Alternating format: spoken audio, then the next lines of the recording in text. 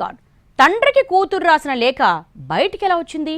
అది కూడా రాసిన 20 రోజుల తర్వాత బయట పెట్టడం వెనుక వ్యూహం ఏంటి? కేసీఆర్ విషయంలో కవిత కొన్ని ప్రశ్నలు లేవనెత్తడం, ఆయనకు ఇబ్బందికరమైన అంశాలు ప్రస్తావించడాన్ని ఎలా చూడాలి? అసలు లేఖను బయటపెట్టిన లీకు వీరులెవరు?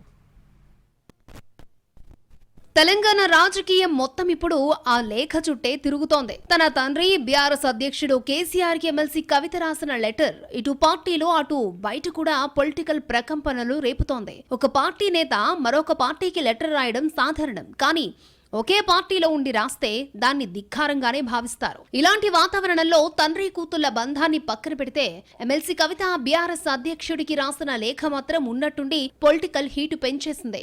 ఇందులో చాలా కీలకమైన అంశాలను ప్రస్తావించారు ఆమె. పాజిటివ్, నెగిటివ్ అంశాలు అంటూ సుదీర్ఘ ప్రస్తావన చేశారు. పాజిటివ్ అంశాలపై బీఆర్ఎస్ లో ఎవరికి అభ్యంతరం లేకపోయినా నెగిటివ్ మీదే ఇప్పుడు రకరకాల చర్చలు జరుగుతున్నాయి. పార్టీ రజతోత్సవ బహిరంగ సభ వేదిక మీద జరిగిన అంశాలు కూడా ప్రస్తావించారు కవిత. అలాగే కేసీఆర్ ఎవరికి యాక్సెస్ ఇవ్వడం లేదని ఆరోపించారు. అదంతా ఒక ఎత్తు, పార్టీ అంతర్గత విషయం. కానీ పార్టీ అధ్యక్షుడికి స్వయంగా ఎమ్మెల్సీ రాసిన లెటర్ బయటికి ఎలా వచ్చిందన్నది $1 మిలియన్ ప్రశ్న. ఇంత ఘాటుగా రాసిన లేఖను అది 20 రోజుల తర్వాత ఎవరు బయట పెట్టారు అన్న చర్చ జోరుగా జరుగుతోంది రాష్ట్ర రాజకీయ వర్గాల్లో. ప్లీనరీ బహిరంగ సభ ముగిసిన తర్వాత మే 2న లెటర్ రాశారు కవిత.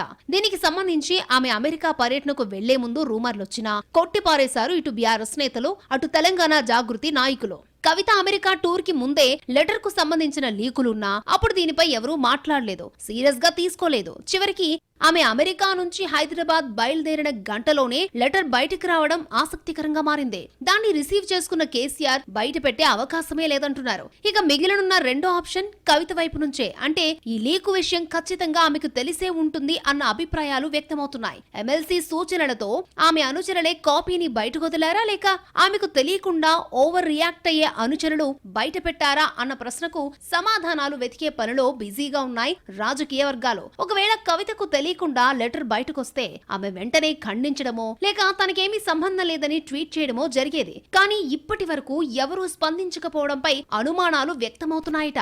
అటు బీఆర్ఎస్ కూడా ఇందుకు బాధ్యులు ఎవరో తెలుసుకునే పనిలో పడిందట. మొత్తంగా ఈ వ్యవహారం మీద అటు బీఆర్ఎస్ నాయకులు, ఇటు కేసీఆర్ కుటుంబ సభ్యులు ఆచితూచి స్పందిస్తున్నారు. అసలు బయటికి ఎలా వచ్చింది అన్న విషయమై కవిత ఆఫీస్ చుట్టూ తిరుగుతోందట వ్యవహారం.